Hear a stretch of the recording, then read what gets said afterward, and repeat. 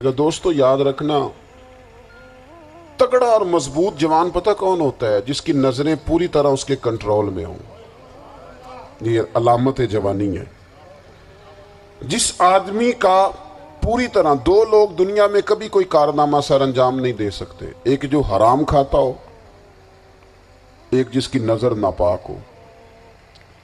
محمد بن قاسم جب یہاں آئے تھے نا تو ایک دن بڑے پریشان تھے، تو ایک بزرگ کہنے لگے آپ کیوں پریشان ہیں؟ کہنے لگے راجہ دہر سے مقابلہ ہے اور ہماری فوج تو سندھ کے رستے بھی نہیں جانتی، زبان بھی نہیں جانتی، لڑیں گے کیسے؟ دو چار دن کے بعد ان بزرگوں کی دوبارہ محمد بن قاسم سے ملاقات ہوئی تو بڑے خوش تھے۔ کہا اب آپ کیوں خوش ہیں؟ کہنے لگے وہ میرا مقابلہ نہیں کر سکتا، میں نے تحقیق کر لی ہے۔ کہا کیوں؟ کہنے لگے نظر کا گندہ ہے، اور جو نظر کے گندے ہوتے ہیں وہ میدانوں میں ٹھہرا نہیں کرتے۔ میدان کے لیے نکلنے کے لیے پاک جوانی کی ضرورت ہوتی، تطہیر مزاج ہونا ضروری ہوتا ہے، پاکیزہ افکار اور سچی اور سچی ستھری سوچوں کا ہونا ضروری ہوتا ہے۔ اس لیے فرمایا کہ میرا مقابلہ نہیں کر سکتا۔ حضرت عبداللہ بن حذافہ کمرے میں تھے تو وزیر کی بیٹی اندر سجی سنوری پہنچ گئی۔ جیسے ہی آپ نے اس کفر کی چال کو دیکھا تو تیمم کر کے نفل شروع کیے۔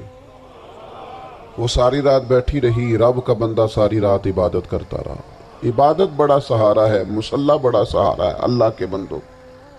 صبح دروازہ کھولا، وزیر نے اپنی بچی سے پوچھنا چاہتا تھا رزلٹ کیا نکلا، تو وہ کہنے لگی پیچھے ہٹ جا، اب تیرا میرا تعلق کوئی نہیں، میں نے نبی پاک کا کلمہ پڑھ لیا۔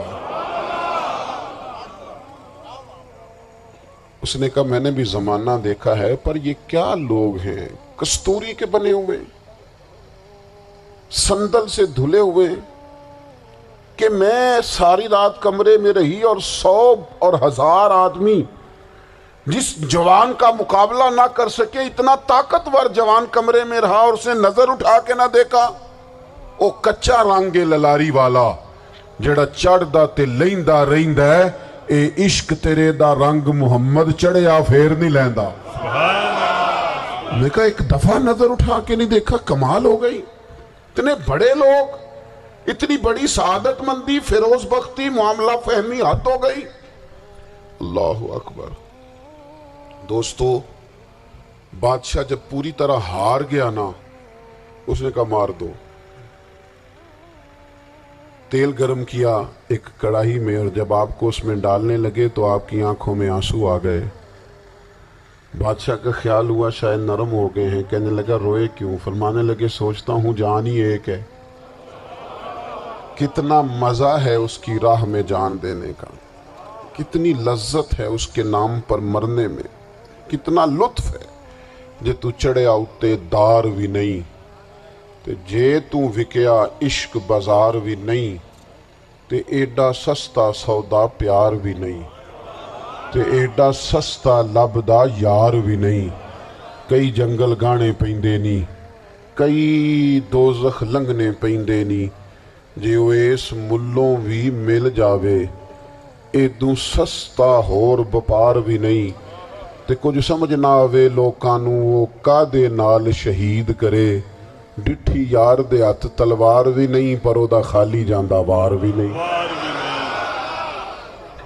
کہنے لگے ایک جان ہے نا، تو دل کرتا ہے ہزاروں ہوتی تو ایک ایک کر کے محبوب کے نام پہ قربان کرتا، جب میرے پاس ہے ہی ایک، کروں کیا؟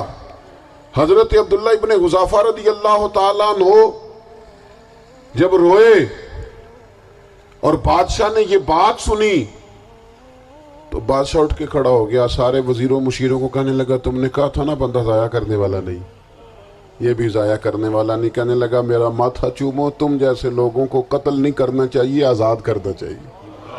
عزیز اپنی زندگی سے نا یہ بہت زیادہ ہرس، ہوس، طمع، اور یہ کسی بات کی بھی ہو، ہرس صرف پیسوں کی نہیں ہوتی، شہرت کی بھی ہوتی ہے،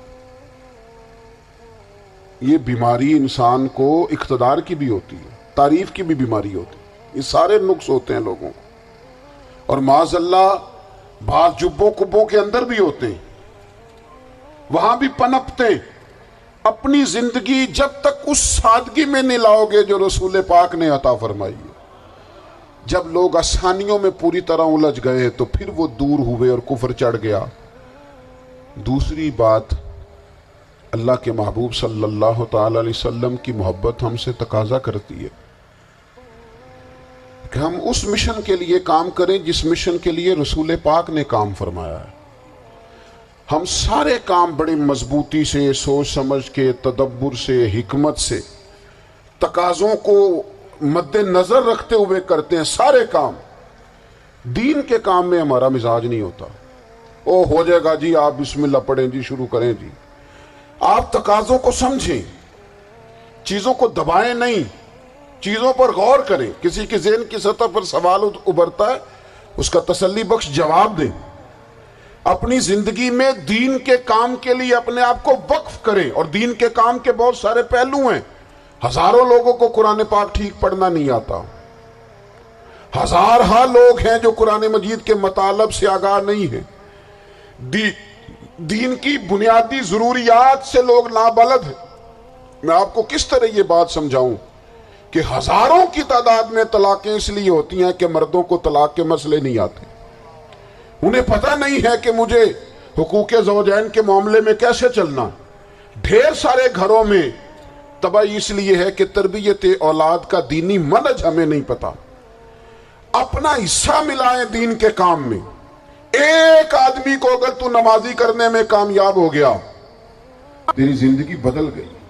وہ دین بیزار لوگ جو ہمارے بیچ بیٹھ کے ہماری نوجوان نسل کو پگڑی اور داڑھی کا نام لے کے بنیادی طور پر دین سے دور کرتے، ایسے نوجوانوں کو دین کا پیغام محبت دے کر دین کے قریب کرنا ہماری ڈیوٹیوں کا حصہ ہے۔ ہمیں ذمہ داری کا احساس کرنا پڑے گا، ہمیں یہ خاص قدم اٹھانا پڑے گا، توجہ دینی پڑے گی۔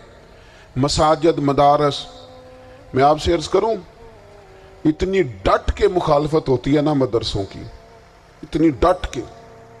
میں ادارہ چلاتا ہوں، اس کے چلانے میں جو مشکلات ہیں وہ تو ہم بتا نہیں سکتے آپ کو، اس لیے کہ میری قوم، میرا اس قوم سے تعلق ہے جو نعت خواں امیر کرنا چاہتی ہے، مدرسے نہیں۔ نقیب خطیب پیدا کرنا چاہتی ہے، شعر و شاعری کی زندگی کو پروان چڑھانا چاہتی ہے۔ فقط ہمارا ان لوگوں سے تعلق ہے جو لاکھوں کروڑوں روپیہ محافل پہ لگائیں گے، اور قاری صاحب بیچارے اگر مسجد کا کوئی ہونے والا کام کسی وقت بتا دیں گے تو وہ بڑی مشکل آ جائے گی ان کے لیے۔ یہ کیسے ہو سکتا ہے، آپ نے یہ ڈیوٹی بتا دی؟ مدارس، اور جتنا اہم رول دین کو پھیلانے میں مدارس اسلامیہ کا ہے، اتنی زبردست۔ لوگوں کا خیال ہوتا ہے میری طرح کے لوگ شاید کام کرتے ہیں، ڈیوٹی کرتے ہیں۔ یہ 10-15 لوگ آپ کو نظر آتے ہیں جو آپ کو کہیں میڈیا پر یا ادھر ادھر ڈیوٹی کرتے، مخلص لوگ اپنی جگہ پہ، وہ بھی بڑا ہی کام کر رہے ہیں، جو میڈیا پہ آ کے بھی اخلاص سے اور درد دل سے کو دین کی، ان کی بھی کسی بات کی حوصلہ شکنی نہیں۔ لیکن ہزارہا اساتذہ جو مدارس میں بیٹھ کے پڑھاتے ہیں، جنہوں نے وہ سارے لوگ تیار، آپ سمجھ نہیں سکتے کتنا بڑا کام۔ حفظ کا استاد جو ہوتا ہے نا، اس کی ڈیوٹی 24 گھنٹے ہوتی ہے، فجر سے پہلے، اور اس نے بچوں کو اٹھانا۔ تنخواہ تو ہم انہیں دینا نہیں نہ چاہتے جی، تنخواہ نہیں دی دی انہوں نے، ہمیں مولوی امیر نہ ہو جانا۔